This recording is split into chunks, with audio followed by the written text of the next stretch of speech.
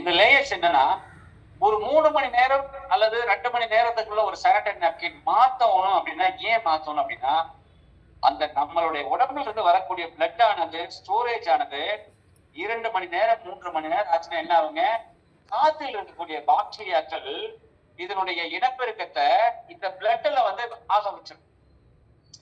உங்களுக்கு நீங்க நல்லா கவனிச்சு பாருங்க, அரிசியை வந்து ரொம்ப நாளா வச்சிருந்தா அரிசியில ஒரு விதமான பூச்சிகள் வரும்.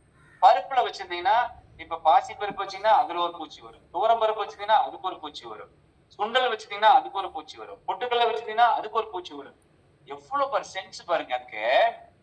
எவ்வளவு பெரிய பயிர்கள் எத்தனை கூட்டம் இருந்தாலும் அந்த பயிரை சாப்பிடறதுக்கு அந்த வகையான பூச்சிகள் தான் வரும்.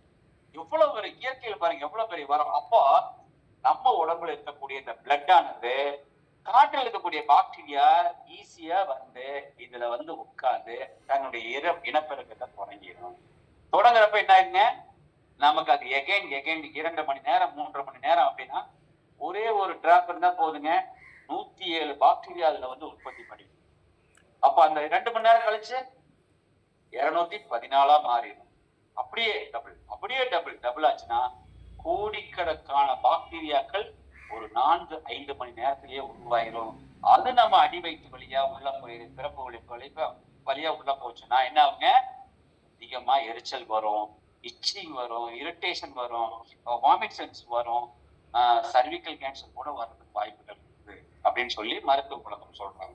சோ இந்த பாக்டீரியா தான், நம்ம பாக்டீரியா தான். எப்படி ஒரு புண்ணு நம்ம உடம்புல ஆயிடுச்சுன்னா அதை பாதுகாப்பு பண்ணாம விட்டவனா காத்துல இருக்கக்கூடிய பாக்டீரியா அதுல வந்து உட்காந்து இனப்பெருக்கம் செஞ்சு செப்டிக் ஆயிரும் நமக்கு தெரியும், பிளட்ல இருக்கிறதுனால.